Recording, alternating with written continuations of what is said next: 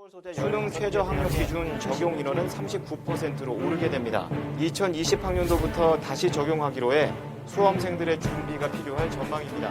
학생부 종합전형의 경우 모집 인원의 24%가 수능 최저 학력 기준을 요구하는 것으로 나타났습니다.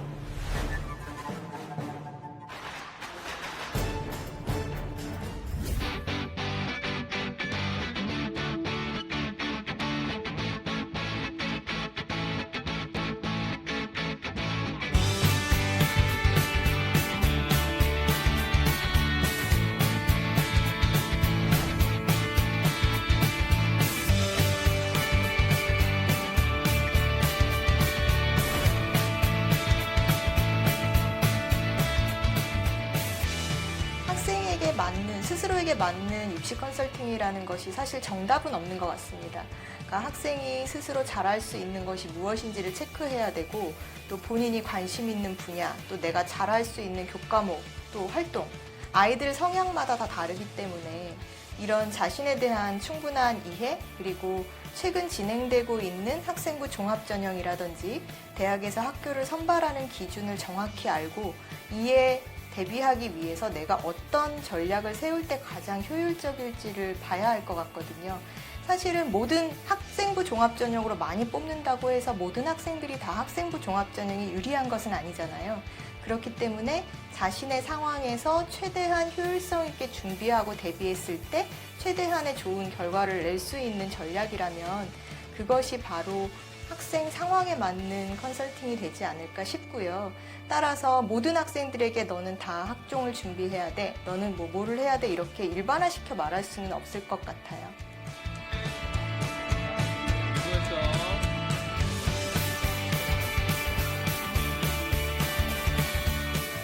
좀 전에도 말씀드렸다시피 이제 학생들이 정확히 아는 만큼 사실은 준비를 할 수 있는 거라고 생각을 합니다.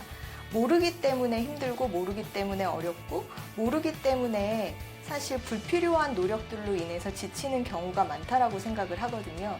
따라서 보다 정확한 입시 정보, 그리고 최근에는 사실 입시 정보가 굉장히 많이 산재되어 있지만 그 중에서 나에게 필요한 정보는 무엇이고 어떤 것이 좋은 정보고 어떤 것이 가려내야 하는 정보인지에 대한 기준을 잡기는 사실 어렵잖아요. 그래서 그런 판단 기준이 될 수 있는 프로그램이 되지 않을까 하는 기대를 하고 있습니다.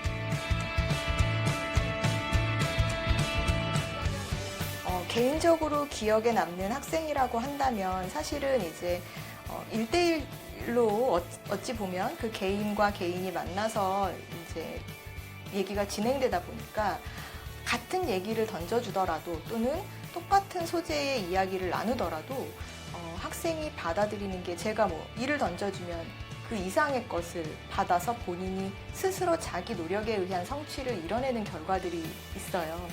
예를 들면은 이제 동기부여를 받아서 본인이 나는 할 수 있어 라는 이제 계획을 잡고 학업의 의지를 불태운다든지 아니면은 평소에 잘 적극적으로 하지 않았지만 교내 활동에 적극적으로 임해서 120%의 결과를 낸다든지, 그리고 그렇게 했을 때 처음에 본인이 목표로 했던 대학생보다 훨씬 더 유의미한 상향된 지원 대학선을 이제 만들어서, 그거는 이제 학생의 노력도 크죠.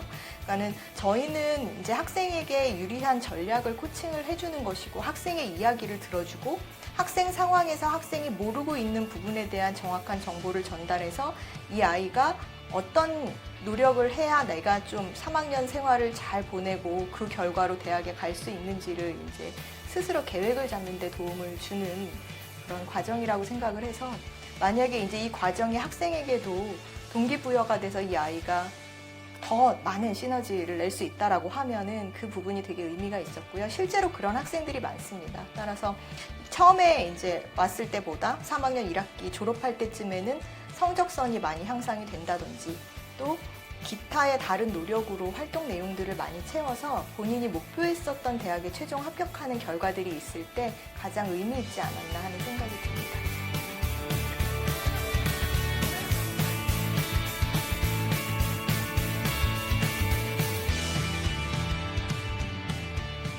현재 대입을 준비하는 학생들이 사실은 어렵다라고 생각하는 이유가 제가 생각하기에는 뭐 앞서 말씀드린 정확한 정보에 대한 인지가 없어서일 수도 있고요.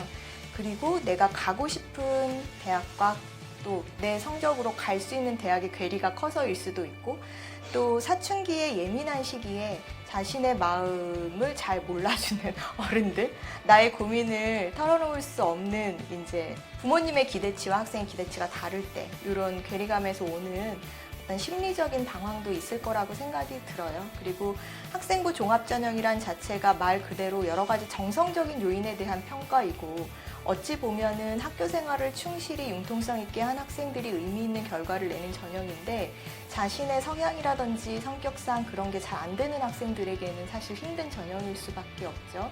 따라서 학생들에게 하고 싶은 말은 이제 정확히 내가 지원해야 되는 유리한 전형이 뭔지를 찾고, 그다음에 내가 지금까지 해왔었던 어떤 학업의 방식이라든지 또는 학교 생활의 방식이 어떠했는지를 좀 돌아보면서 나에게 맞는 전략이 무엇인지를 미리 체크해 볼 것을 권해드려요. 그리고 정확히 알고 대비할 수 있어야 사실은 그만큼 더 쉬워질 수도 있는 길이거든요. 아이들이 정확하지 않은 정보가 너무 많다 보니까 사실 고민하게 되는 경우도 많은 것 같고, 쉽게 흔들리는 경우도 많은 것 같습니다. 그러나 자기 중심이 확실하게 잡혀 있고 그 중심대로 본인이 계획을 세워서 3년이라는 시간을 헛되이 보내지 않는다라고 하면 분명히 대입 학생부 종합전형 또 수시전형은 본인에게 유리한 기회의 전형이 될 것이라고 생각합니다. 사실 학부모님이 학생에게 기대하는 부분과 학생이 원하는 부분 사이에서의 차이가 보여지는 경우도 많거든요. 따라서 대입을 효과적으로 준비하려면 학생의 노력 외에도 부모님들께서도 정확히 현재 진행되고 있는 대입 전형들이 어떤지에 대한 정보를 좀 아셔야 할 것 같고요.